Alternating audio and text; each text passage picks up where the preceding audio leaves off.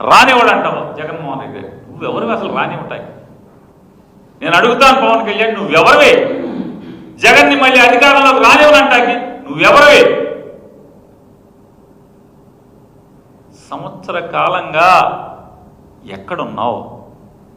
ఈ రాష్ట్ర ప్రజలకు ఏం చేశావు?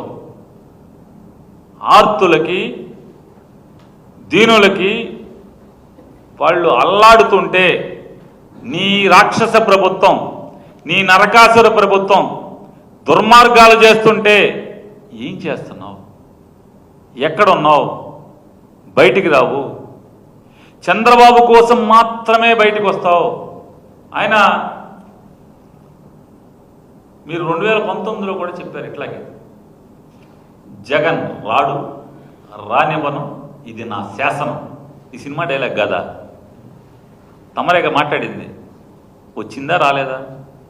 అంతిమంగా ఈ రాష్ట్ర ప్రజలు మాత్రమే న్యాయ నిర్ణేతలు.